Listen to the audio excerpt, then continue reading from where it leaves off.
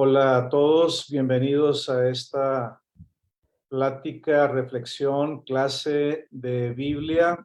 Estamos meditando en Hechos de los Apóstoles, capítulo 19 nos toca en esta ocasión.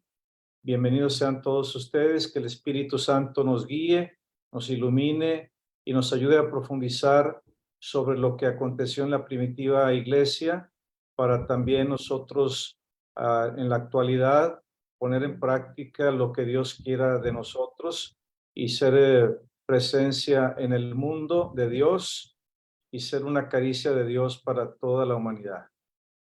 En el nombre del Padre, y del Hijo, y del Espíritu Santo. Amén.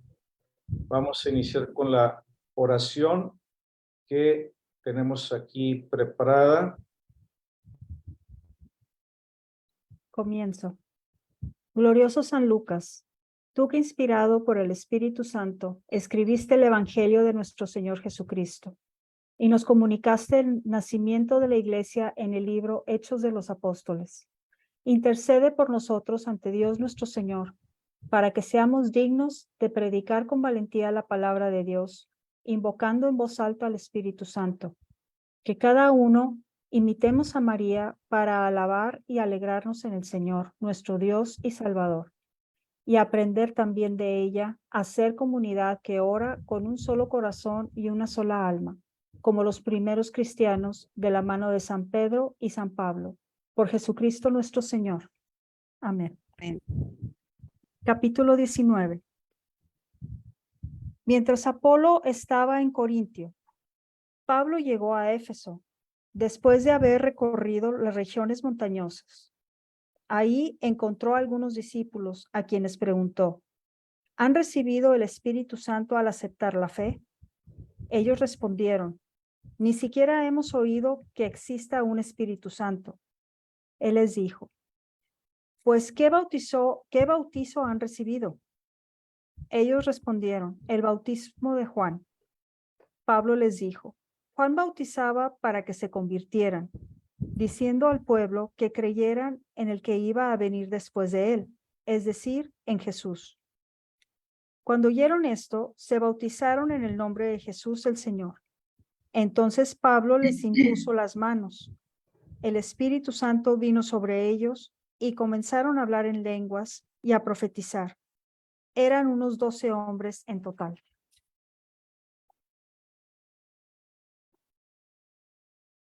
Eder.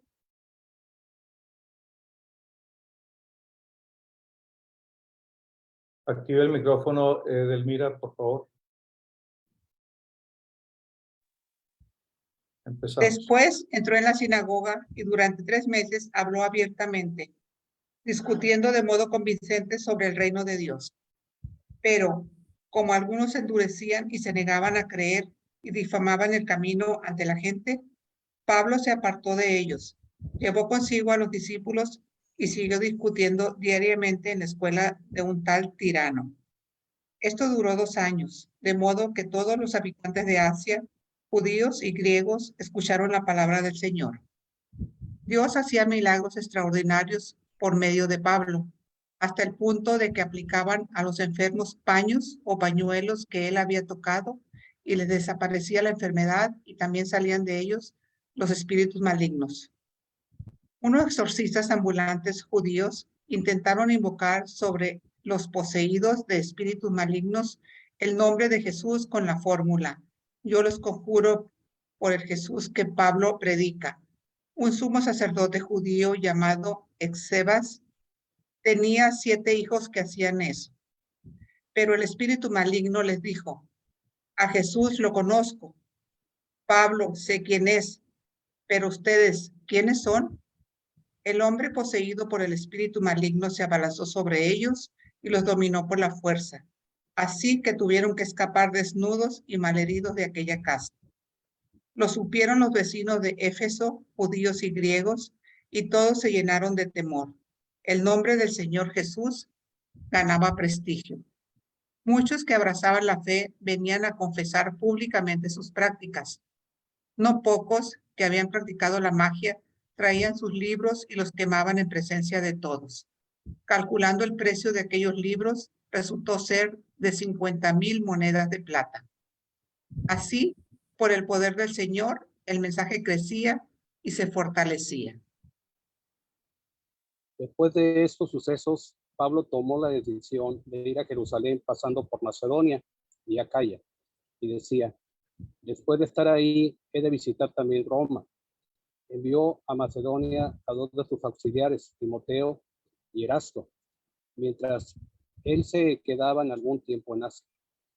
Por entonces se produjo un tumulto no pequeño con motivo del camino. Cierto platero llamado Demetrio, que labraba la plata, templetes de Artemisa, y proporcionaba no pocas ganancias a los artífices, reunió a estos también a los obreros de este ramo y les dijo: compañeros, vosotros sabéis que esta industria debemos el bienestar, pero estáis viendo y oyendo decir que no solamente en Efeso, sino casi toda el Asia, ese Pablo persuade y aparta a mucha gente diciendo que no son dioses los que se fabrican con las manos.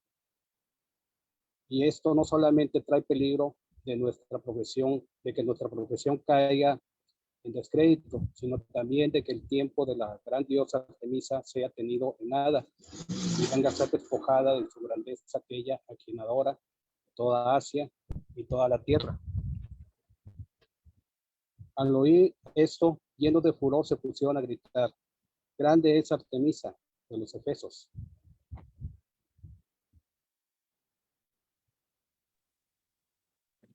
Entonces se llenó de confusión la ciudad y la gente se propició repentinamente al trato, a donde arrastraron consigo a los macedonios Gayo y Aristarco, compañeros de viaje de Pablo. Quería meterse entre el pueblo, pero los fieles no lo dejaron, hasta algunos de los asiarcas, los cuales eran amigos suyos, le mandaron aconsejar que no se presentara en el teatro. Unos gritaban una cosa y otros otra, porque en aquella asamblea reinaba la confusión, sin saber la mayor parte de ellos por qué se habían reunido. Hicieron salir entre las masas a Alejandro, empujado por los judíos. Hacía señas con la mano, deseando hacerle una aclaración al pueblo, pero tan pronto como reconocieron que era judío, comenzaron a gritar a una voz: grande es la Diana de los Efesios, durando como 2 horas esa gritería. Luego que el secretario de la ciudad hubo logrado callar a la multitud, les dijo: Efesios, ¿qué persona hay que ignore que la ciudad de Efeso está consagrada al templo de la gran Diana y de su imagen que bajó del cielo? Siendo indiscutibles estos hechos, habéis estaros quietos y no hacer nada temerariamente. ¿Sigo?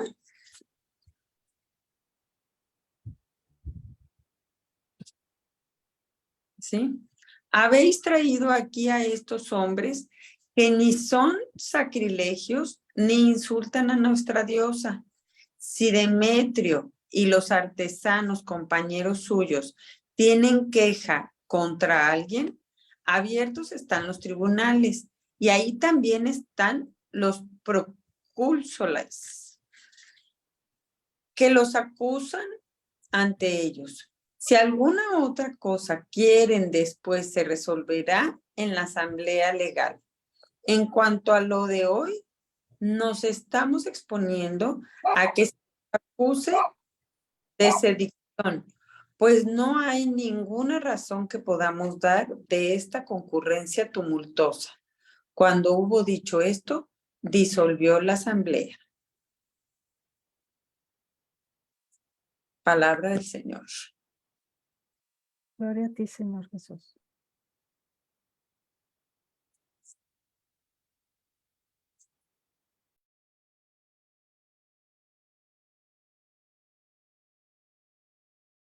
Bueno, pues bien, En la sesión anterior tuvimos oportunidad de comentar el aparente fracaso que sufrió Pablo en Atenas, porque solamente 2 personas lograron convertirse.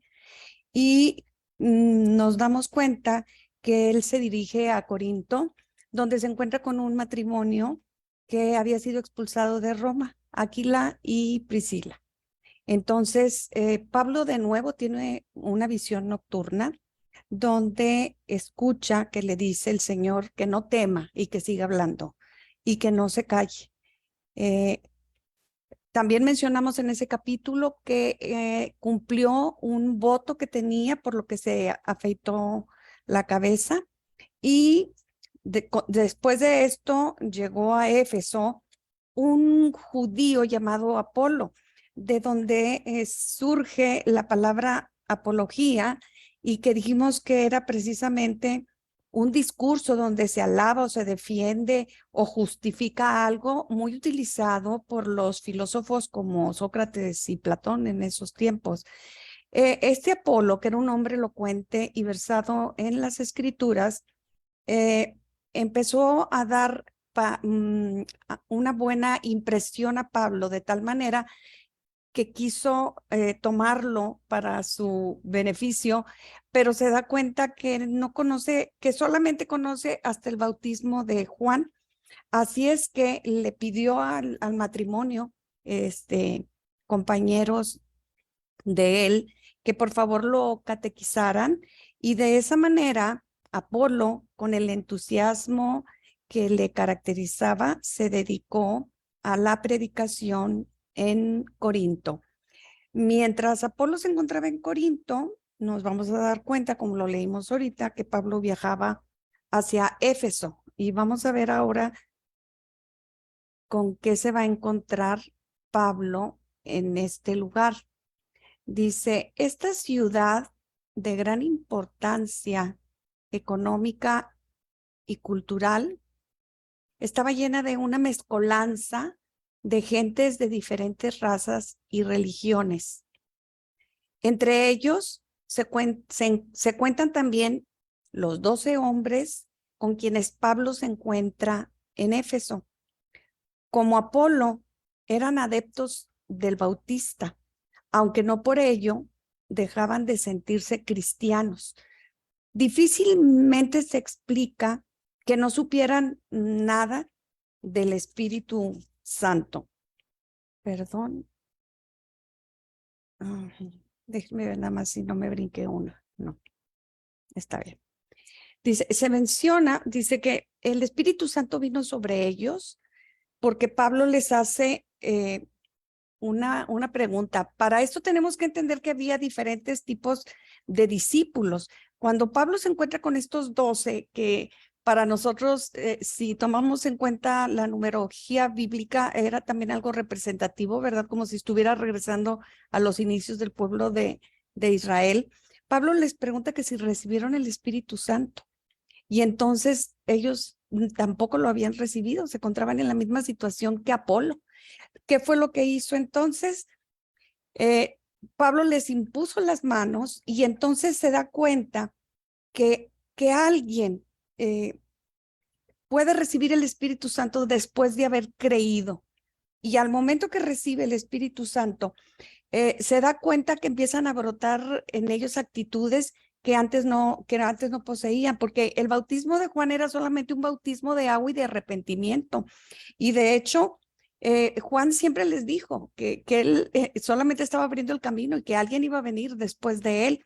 Así es que no se entiende por qué ellos solamente se quedaron hasta el bautismo de Juan, pero bueno, fueron bautizados en el nombre de Jesús. Y después de la imposición de mano, ¿qué fue lo primero que notaron? Que pudieron tener lo que nosotros hemos conocido como hablar en lenguas o como profetizar, no refiriéndose a que estén proyectando cosas hacia el futuro, sino más bien con el hecho de hablar verdades sobre el Mesías, sobre la verdad de Dios. Eso era lo que entendemos en el asunto de profetizar. Así es que dice, para significar que recibieron ahora los carismas necesarios que los capacitarían para ser no solo discípulos, sino apóstoles. Pentecostés sigue sucediendo. El Espíritu Santo sigue derramándose sobre quienes están abiertos a recibirlo y deseosos de ser por él capacitados para ir en su nombre a compartir con los hermanos el gozo de la fe. No es casualidad que se mencione esta cifra, lo que dijimos hace un momento, 12 tribus de Israel, 12 apóstoles, 12 nuevos conversos, que es de lo que estamos hablando. Dice, Pablo se las tiene que ver con dos grandes obstáculos en el camino de la evangelización, que son los primeros obstáculos que todavía tenemos que enfrentar nosotros. La obstinación, es decir, la necedad, el no querer creer, y la calumnia, es decir, la mentira. Sin excepción, los hermanos separados, las sectas y demás grupos anticristianas difunden mentiras acerca de lo que éste enseña y practica. No le dejan salida. Con el corazón seguramente roto, rompe con ellos y forma un grupo con quienes sí siguen a Cristo. Y es ahí donde él parte para ir a la escuela de un tiranos que se menciona ahí. Dice, más adelante se menciona que dura más de 2 años, más bien alrededor de 3, la estancia de Pablo en Éfeso. Y durante esta estancia escribió Pablo la primera carta a los Corintios, la carta a los Gálatas y con alguna probabilidad la carta a los Filipenses. El poder de Satán no es infinito. Vamos a ver aquí en el capítulo 12, donde habla acerca de las reliquias y de los exorcistas. Dice, hablemos primero de los exorcistas. El poder de Satán no es infinito, no es más que una criatura poderosa por el hecho de ser espíritu puro, pero siempre criatura. No puede impedir la edificación del reino de Dios. Y esto está tomado del Catecismo de la Iglesia Católica. Dice que estamos leyendo luego que en el versículo 12, hacía tantos milagros Pablo, de la misma manera que los empezó a hacer Pedro, que la gente, hasta los lienzos, los pañuelos que Pablo utilizaba, los tomaban y hacía que desaparecieran las enfermedades o que alejaran a los espíritus malignos. Y esto, dice, quizá de aquí surge la costumbre de tocar las reliquias de un santo y el valor que se atribuye a estas. Jesús había anunciado que sus discípulos harían grandes prodigios. Recordemos que de Jesús brotaba una fuerza curativa extraordinaria. Bastaba tocarlo para quedar curado. Con los apóstoles Pedro y Pablo sucede algo notable. La sombra de Pedro bastaba para que la gente quedara sana. Eso lo vimos en los primeros capítulos, capítulo 5. Ahora nos cuenta Lucas que cuando la gente aplicaba alguna prenda que hubiera usado Pablo, también sanaba y quedaba libre de espíritus malos.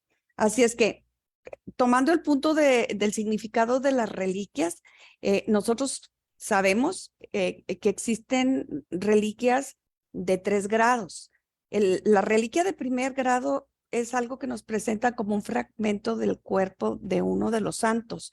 Las reliquias de segundo grado es cuando nos dan algo de ropa, algo que hayan usado, una Biblia, un rosario, algo que haya sido usado por el santo. Y las reliquias de tercer grado viene a ser un objeto que ha tocado la reliquia de primer grado. Así es que de ahí es donde viene el origen, como dice aquí, la costumbre de tocar las reliquias de un santo y el valor que se atribuye a estas. Así es que dice, hablando acerca de los exorcistas, está hablando de un grupo de exorcistas que eran hijos de un sumo sacerdote, pero que ellos no habían conocido y no habían sentido el Espíritu Santo. Ellos eran como unos exorcistas ambulantes, no eran creyentes, y sin embargo intentaron hacer lo que estaba haciendo Pablo. Sin embargo, mientras ellos no hubieran recibido a Jesús en su vida, ¿de qué manera podían entender el poder del Mesías y darse cuenta para lo que servía el decir su nombre, el conocer el poder de su sangre, incluso el del Espíritu Santo? Obvio, ¿qué es lo que sucede? Que ahí mismo el espíritu maligno, cuando ellos intentaron hacer un exorcismo, se los dice claramente, dice, a Jesús lo conozco, porque siempre lo hemos sabido, ¿verdad? Que el maligno conoce a Jesús. Dice, a Pablo sé quién es, pero ustedes quiénes son, porque ellos solamente decían que ellos lo conjuraban diciendo por el Jesús que Pablo predica, y querían cometer o hacer ellos el exorcismo.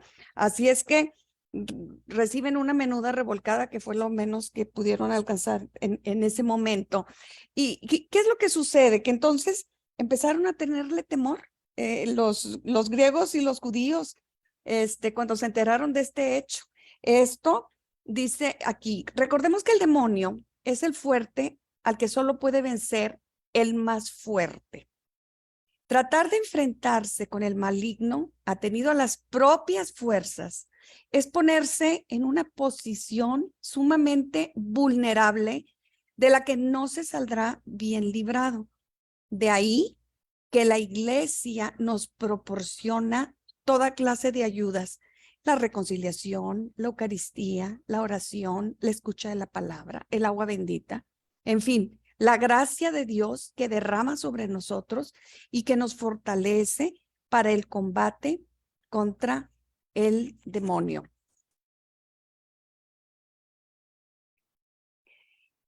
¿Qué fue lo que sucedió cuando la gente se empezó a atemorizar? Pues que reconocieron que estaban equivocados con ese tipo de literatura, porque eran muy supersticiosos y era un pueblo idólatra. Así es que lo que hicieron fue que abrazaron la fe después de lo que sucedió con los que intentaban hacer exorcismo, y todos se atrevieron a confesar públicamente sus prácticas, pero como la gran mayoría había practicado la magia, pensaron que si solamente arrojaban los libros a la basura, estos podían volver a ser usados por otra persona, y que se dedicaron prefirieron, ¿verdad?, quemarlos en presencia de todo. Dice, 50 monedas de plata. Cada moneda pesaba casi 4 gramos y representaba el valor del jornal de un día. Algunos han encontrado exagerada esa cifra. No alcanzo a leer los primeros 3 renglones. No sé si pudieras ayudarme, Aurorita. Algo de pergaminos con palabras, dice. O sea, ¿cómo eran los libros? Me imagino. Los libros. Dice, todos estos papeles, aquí fue donde te quedaste, ¿verdad? Sí. Todos estos papeles de conjuros mágicos y amuletos, unidos a un buen número de libros de ciencias ocultas, fueron objeto de un auto de fe llevado voluntariamente a cabo por los éfesos. No bastaba tirarlos a la basura y arriesgarse a que alguien más los leyera. Deciden No, quemarlos. necesito el primer párrafo. Era algo, es algo La sobre... costumbre de escribir papiros o pergaminos con palabras a las que se atribuían poderes mágicos para cuidar o preservar de males. Sí, ya puedo leer, ya, ahora sí ya leo. Perfecto. Dice, es muy antigua y se encuentra difundida en extensas áreas religiosas. De las escrituras efesinas, las Efesia Gramata, como se les llamaba, sabemos que contenían fórmulas mágicas frecuentemente ininteligibles. Así es que nos estamos dando cuenta del pánico que desató justamente lo que hizo el demonio en contra de los que pretendían hacer un exorcismo. Dice, Los testimonios de la literatura y de la arqueología confirman el extenso culto de la Artemisa de los Efesios. El nombre Artemisa era en griego y en latín es Diana. Así es que estamos hablando de esa misma diosa pagana. Dice, su imponente templo, el Artemision, celebrado como una de las 7 maravillas del mundo. Estamos hablando de las 7 maravillas antiguas, porque ahorita las actuales ya no la toman como una de las maravillas. Dice, y su célebre efigie, la diosa Artemide de Efesio. El ídolo representa a la diosa con muchos senos y con la cabeza coronada de torres, lo que la da a conocer como diosa de la ciudad. Detrás de la cabeza, un disco señala que se trata de una divinidad lunar. Aquí nos vamos a dar cuenta cómo el negocio que estaba a punto de caerse para un famoso orfebre llamado Demetrio, él intenta por todos modos de hacer creer al pueblo, porque hay una teoría que más adelante viene en otra diapositiva, donde cómo es que el pueblo de Éfeso era así como que estaba dedicado exclusivamente a rendir tributo a esta diosa pagana. Entonces, en Éfeso se había instalado una industria de objetos piadosos para ofrecer a los peregrinos la oportunidad de procurarse recuerdos de la peregrinación con una reproducción reducida de la Artemisión y de la efigie de la diosa. Así es que dense cuenta lo que empieza a tratar de hacer Demetrio para evitar lo que Pablo está pretendiendo hacer, le va a arruinar el negocio. Para él, el problema era financiero, era de dinero, iba a perder todas sus ganancias, así es que pues eso era por lo que estaba abogando Demetrio, el líder de los orfebres, ¿verdad? No, y aparte, no quería perder el monopolio en toda Asia. Dice, el razonamiento de Demetrio prueba que sabe muy bien que lo que fabrican sus manos no son dioses, pero se hace el indignado, el ofendido, la víctima, anticipando la rebelión que provocará con su causa. En el teatro se convocaban las asambleas populares. Las ruinas de este teatro fueron descubiertas recientemente. En sus 66 hileras de asientos, daba cabida a 24,500 espectadores. Una vez más sucede que al no hallar a Pablo, los enardecidos pobladores apresan a sus allegados. Y entonces ahí es donde nos damos cuenta que empiezan a buscar y capturan a los compañeros de Pablo, mientras el pueblo indignado gritaba: ¡viva la gran Artemisa de Éfeso! Porque lo que pretendían era justamente defender su punto de vista acerca de la diosa que ellos rendían, a quien rendían tributo y con la cual habían hecho un gran negocio. Los compañeros de Pablo fueron Gallo, que es la transcripción griega del latín Gallus o Gallus, y era un cristiano de Macedonia y compañero de Pablo, y Aristarco, que era oriundo de la ciudad de Tesalónica y posiblemente fuera de los convertidos de aquella ciudad que se convirtieron de los ídolos a Dios. Así se le ve acompañando siempre a Pablo el apóstol. Vamos en el versículo 29. Menciona la palabra asiarca. ¿Quiénes son los asiarca? El asiarca era el sumo sacerdote de la provincia de Asia y le competía presidir la asamblea de la provincia, velar por el culto del emperador y por los juegos públicos. Su cargo tenía duración de 1 año, pero como conservaba el título aún después de cesar en sus funciones, era factible que hubiera varios asiarcas.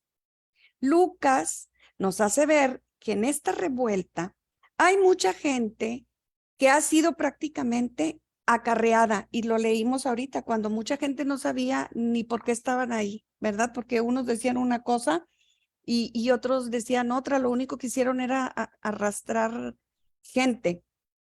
Dice, tal parece que el judío Alejandro intentó hablar en favor de los de su raza y explicar que Pablo no formaba parte de la comunidad judía, pero la multitud exaltada que lo reconoce como judío le impide hablar.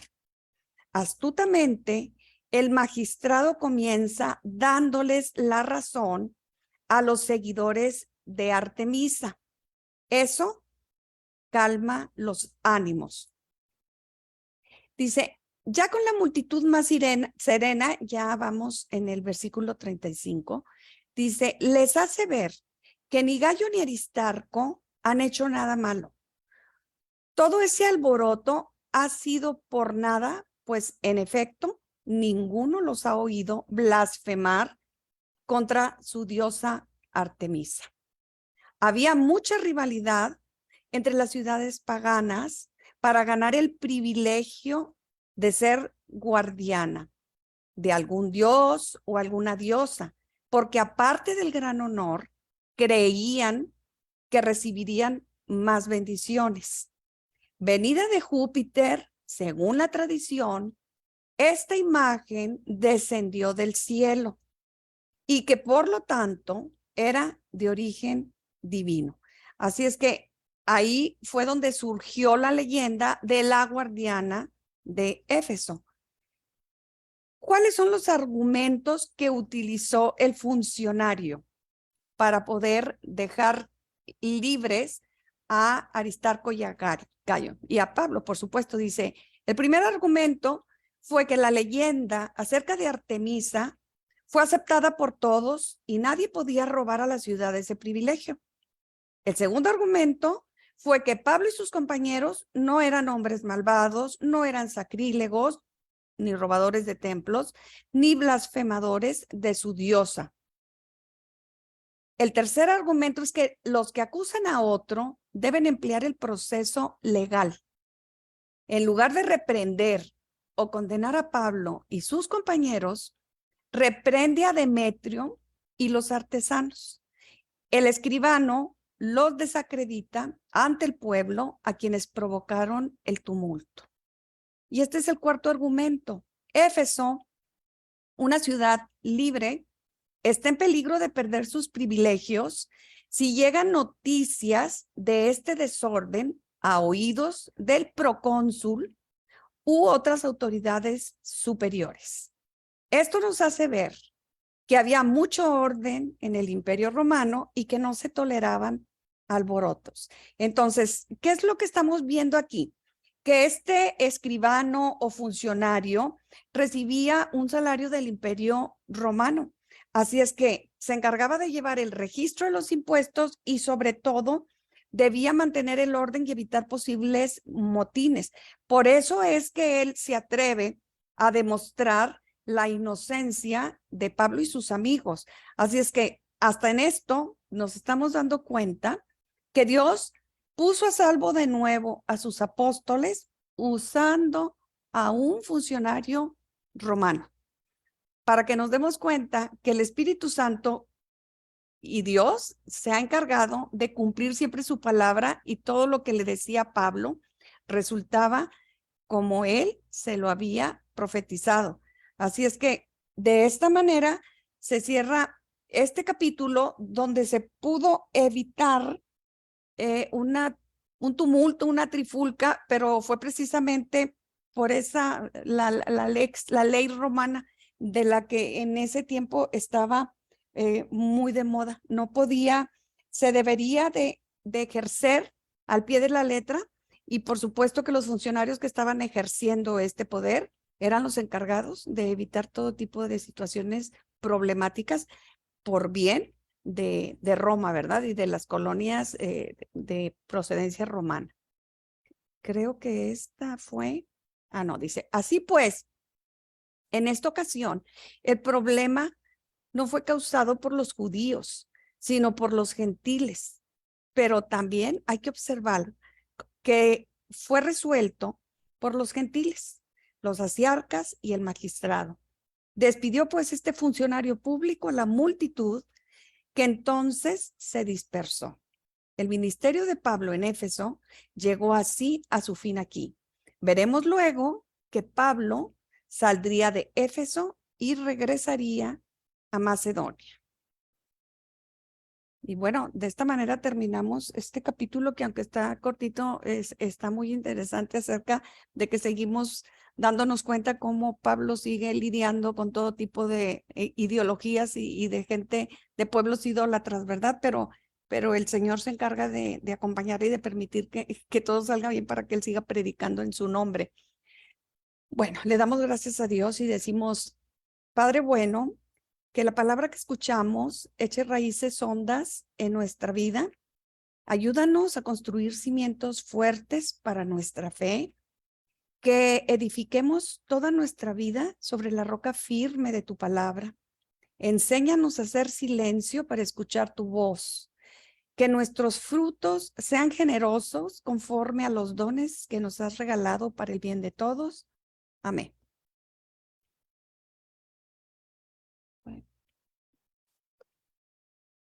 Muy bien, muchas gracias, profesora Arcedalia.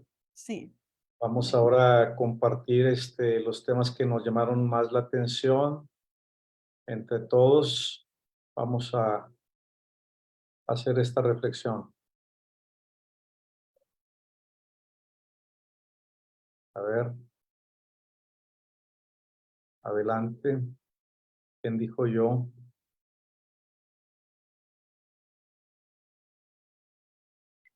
Padre, a mí me llamó mucho la atención que la palabra es tan antigua y a la vez pues tan actual, de cómo pues este artesano Demetrio, al ver como trastocado que creyó trastocado sus intereses, cómo empezó todo este alboroto y luego se hizo esto sin ton ni son, ese acarreadero. Pues, todo eso es muy actual, todo esto es actual. Yo le noté mucha actualidad y eso es lo que me llamó mucho la atención, de que ni siquiera estaban en contra de Artemisa, no estaban diciendo nada, pero se fue como una luz, como una bola de nieve y al rato ya estaban todos persiguiendo a Pablo y a sus seguidores. Pues sí. ¿Alguien más quiere hacer algún comentario?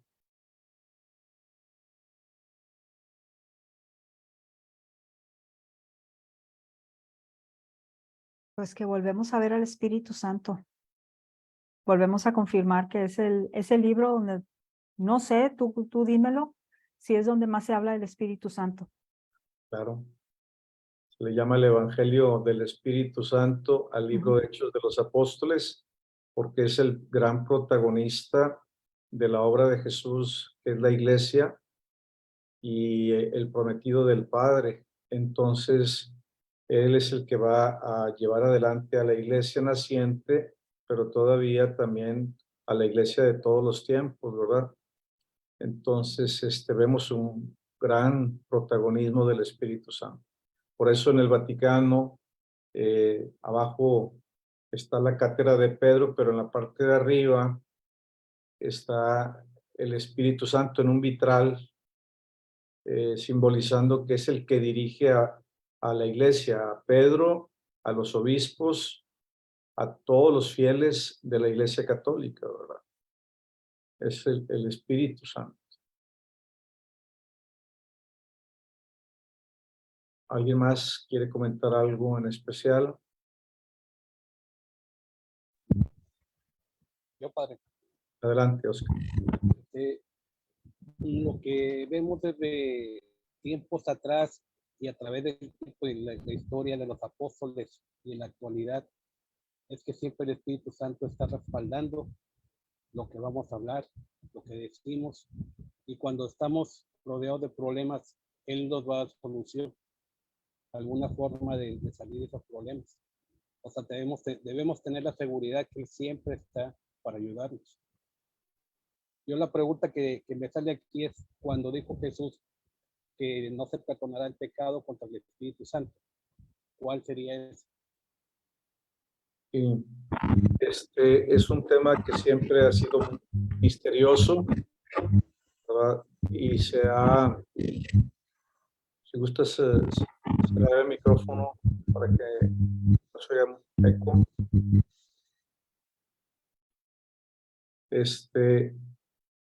El pecado contra el Espíritu Santo mucho tiempo se creyó que era hablar mal o en contra del Espíritu Santo, pero no. El pecado contra el Espíritu Santo es el no creer en la misericordia de Dios, en caer en la desesperación, no confiar en el poder de Dios que te puede salvar, ¿verdad? Entonces es más que nada como no creer que Jesucristo te puede salvar y que tiene el don del Espíritu, él en plenitud. Por ejemplo, cuando le decían que él estaba endemoniado, que tenía un espíritu maligno, pues es ofender al Espíritu Santo, es un pecado contra el Espíritu Santo. Hay varias interpretaciones, entre ellas son estas que te digo, pero no son la de hablar o pensar mal del Espíritu Santo o no creer en el Espíritu Santo. Es algo más delicado, es algo más fuerte y más contundente en contra del mismo Dios, ¿verdad? Ese es el pecado del Espíritu Santo.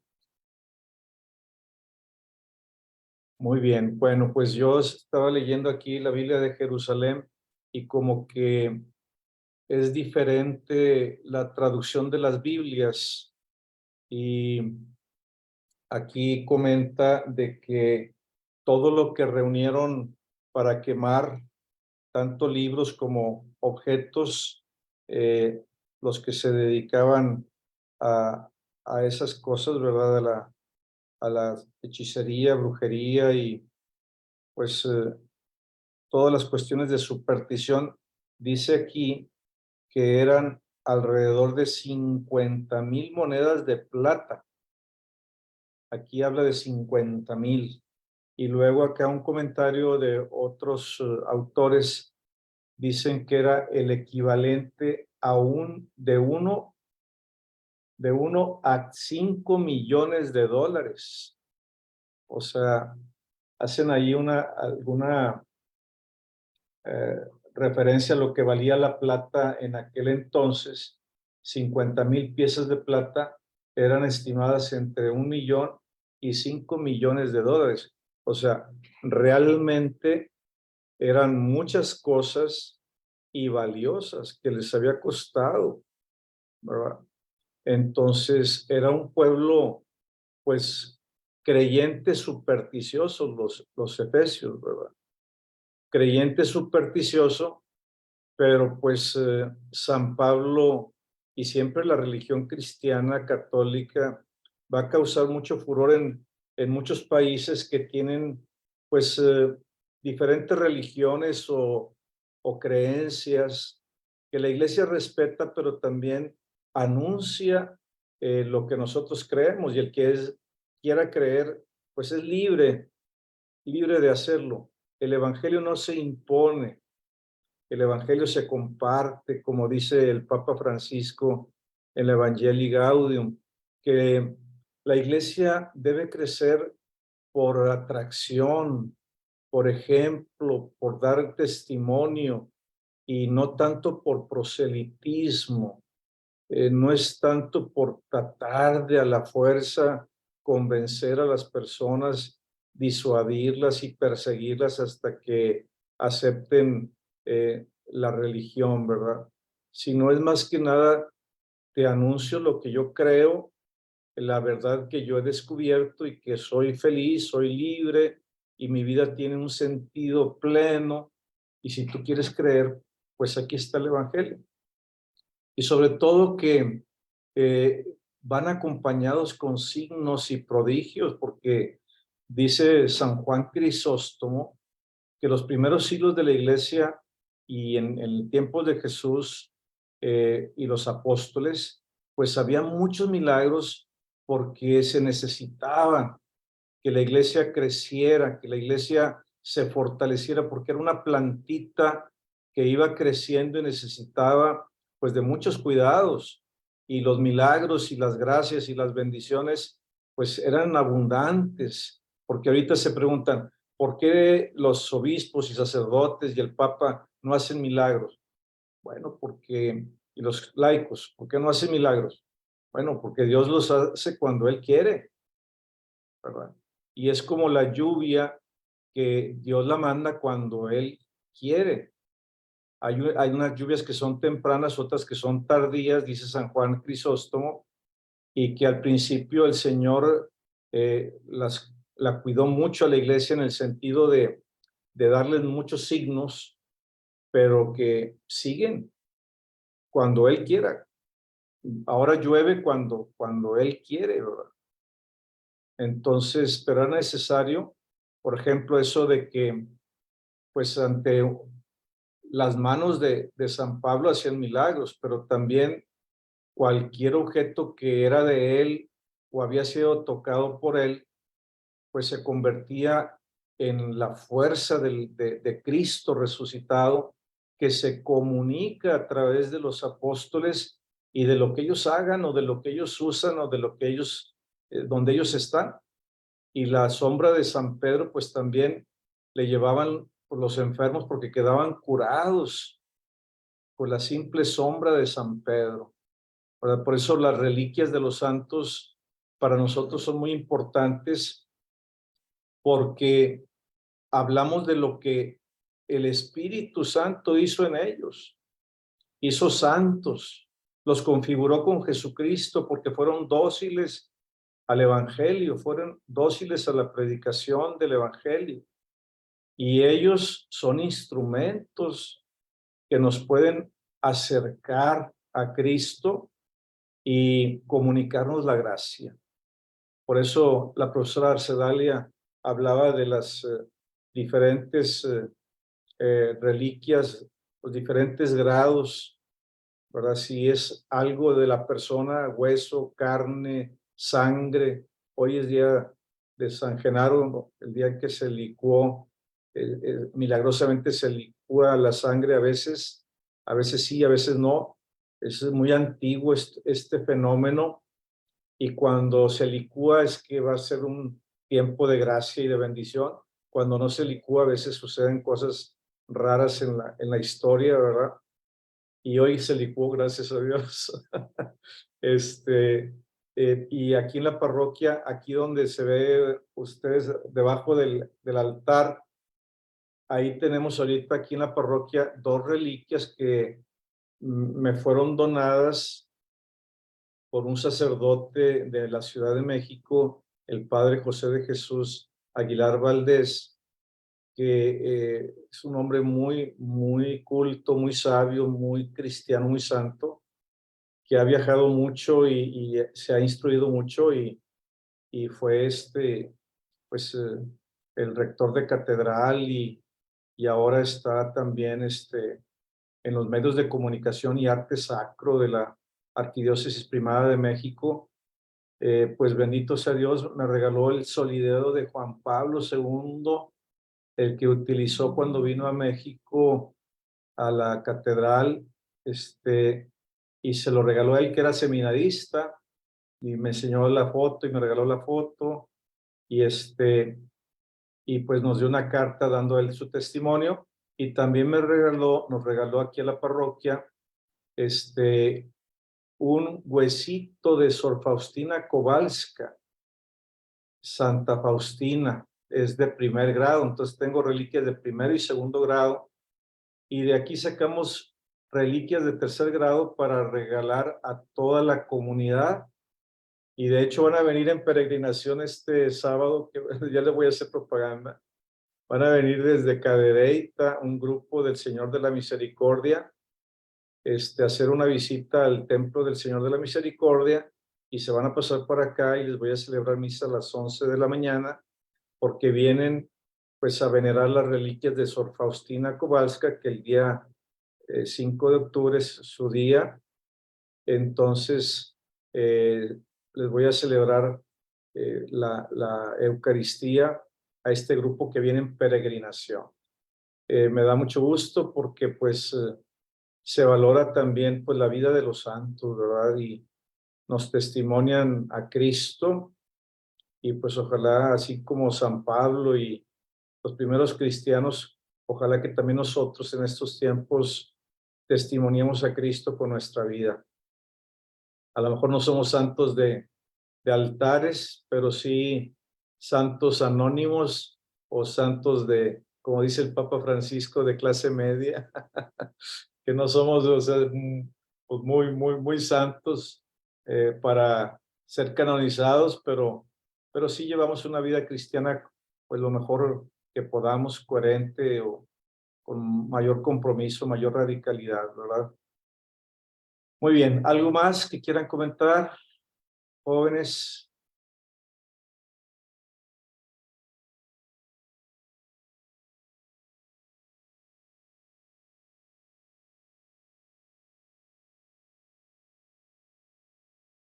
Pues qué belleza de cómo el Espíritu Santo hace que salgan victoriosos de esta gran prueba, porque ante una multitud, eh, pues que están todos inquietos y con miedo a que les quiten sus tradiciones, sus creencias, su cultura, que vaya, que impactó para que hayan querido sacar todo y quemarlo, pues fue terrible, o sea, tremendo.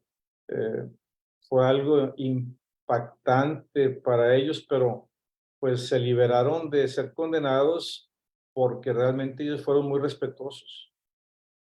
Ellos fueron muy respetuosos. San Pablo fue muy respetuoso, pero pues siempre el evangelio impacta y cada quien tiene que hacer pues su profesión de fe y sus renuncias, ¿verdad?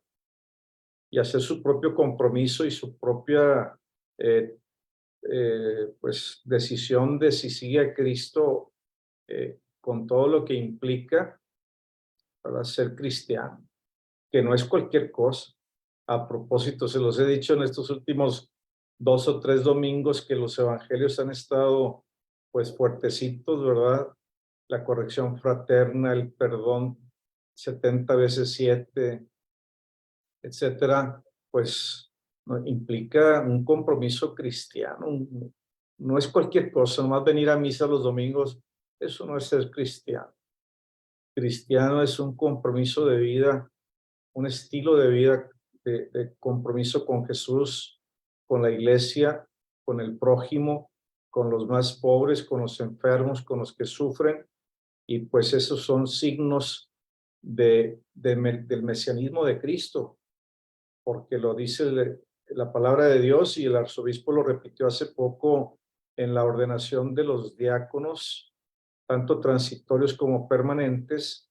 Les dijo que la principal misión es servir a los más pobres, ¿verdad? Porque es el signo del mesianismo de Cristo. Cuando le manda decir a Juan Bautista, díganles que los muertos resucitan, pero que se les anuncia el evangelio de los pobres, ¿verdad? Se les anuncia. Los cojos andan, los muertos resucitan, pero sobre todo se les anuncia a los pobres el reino de los cielos, la buena nueva de la salvación, ¿verdad? Entonces es uno de los signos pues más creíbles del cristianismo, ¿verdad? El que se compromete con el que sufre. Y la pobreza pues tanto material como la pobreza espiritual, la pobreza de fe, la pobreza de todas sus formas, ¿verdad? Ahorita, por ejemplo, los migrantes, que son los que están sufriendo por dejar su tierra, su familia y ser maltratados y pasar muchas carencias y días y noches sin dormir y en la calle y maltratados y humillados y vejados por diferentes circunstancias. No entramos aquí a detalle en tantas cuestiones legales, pero algo que me gusta mucho que dice el Papa y lo dicen muchos grandes activistas, que no son delincuentes. O sea, ser migrante no es ser delincuente, no es, pues te convierte pues en una persona mala, ¿verdad? No te convierte en alguien que debe ser tratado, pues, humillantemente y metido a la cárcel, pues tampoco. Tienen sus derechos, su dignidad y deben ser respetados. Tienen sus derechos humanos inalienables. Y me acuerdo cuando dijo también el Papa en el Encuentro Mundial de las Familias, que toda familia, esté donde esté, tiene un carnet de identidad divina, un carnet divino, tiene un pasaporte divino, una, una, una visa internacional divina. Entonces debe de respetarse a la familia y a toda persona. Bien, ya hablé mucho, siguen ustedes.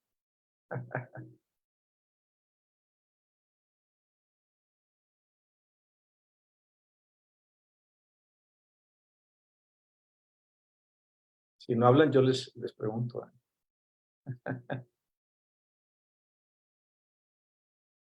A ver, Amelia, a ver, Lourdes, a ver, Aurorita, Edelmira, Oscar, profesor Arce, ¿quiere cerrar con broche de oro, decir algo? Activen su micrófono, el que quiera hablar. Bueno, con respecto al tema que acabamos de ver, pues efectivamente lo que dijo Ed, que es muy actual la situación porque todavía lo seguimos viendo, cómo se llenan los pasillos y es más, cuando va uno a Tierra Santa, el camino, el Vía Crucis y todo está lleno de negocios porque ahorita pues hay que sacar provecho de los que a veces no son tan creyentes, a veces son turistas, más bien, ¿verdad? No es la devoción. Y pues claro que era entendible la actitud de Demetrio porque pues se le iba a acabar el negocio, pero en realidad pues no tenía manera de comprobar que Pablo y sus compañeros lo estuvieran atacando. Y definitivamente el Espíritu Santo sigue actuando para poder evitar todas esas situaciones a las que se enfrenten y que ellos no pierdan el ánimo ni la fe y siguen igual, salen de un lugar y se van a otro y aunque los avienten, los corran, los golpeen otra vez, nomás se sacuden y le siguen porque definitivamente Pablo el Señor no se equivocó cuando eligió a Pablo, como ese apóstol aguerrido del que sabía justamente a todo lo que se iba a tener que enfrentar y lo conocía, sabía que él iba a poder con eso y con todo lo que se le atravesara.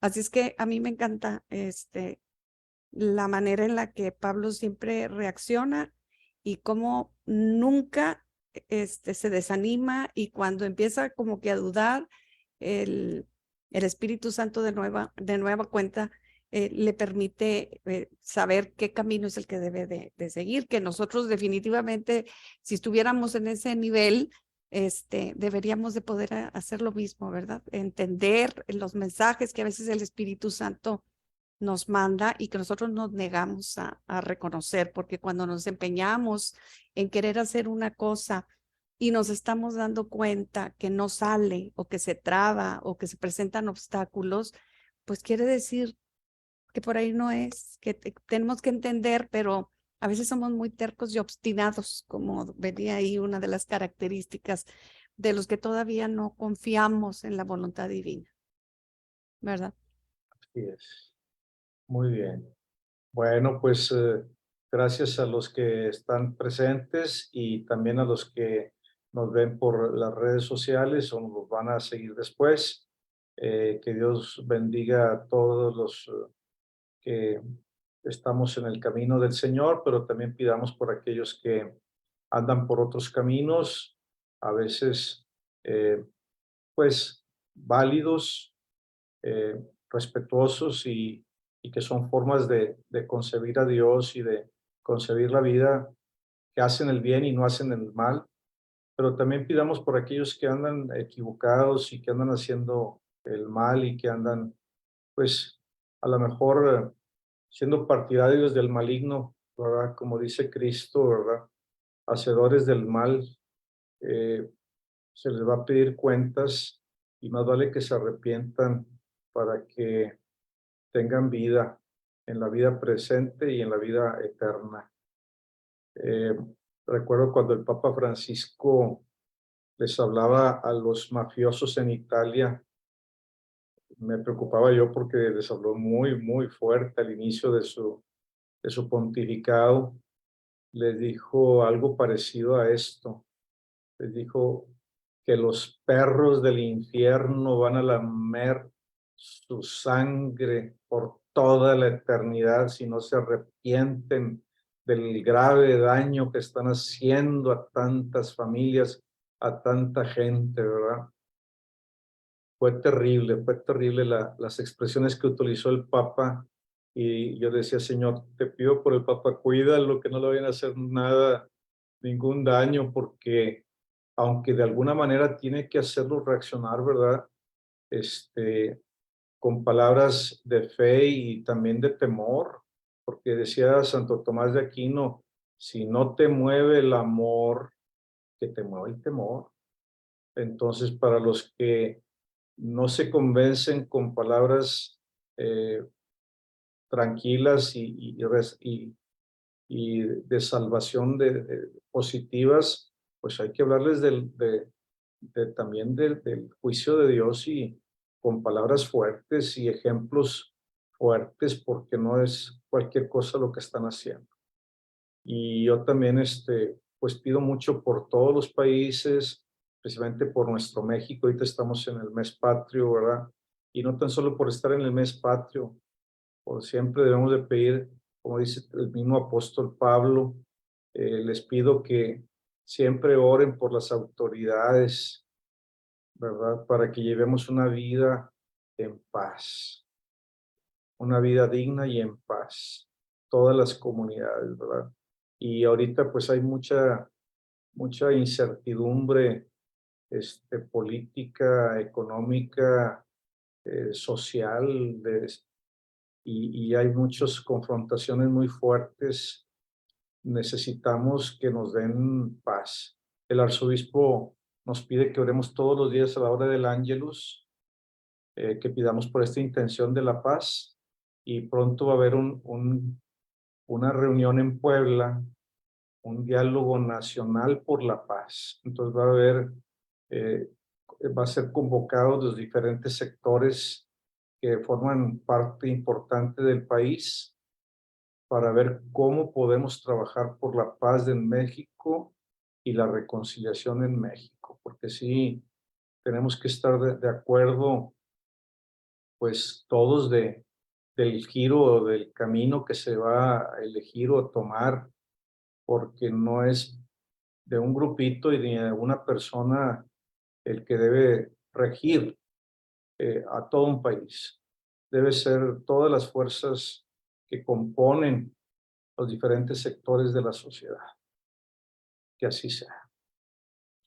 Bueno, oremos a nuestro Padre Celestial, pidamos por esto que hemos dicho. Padre nuestro que estás en el cielo, santificado sea tu nombre, venga a nosotros tu reino.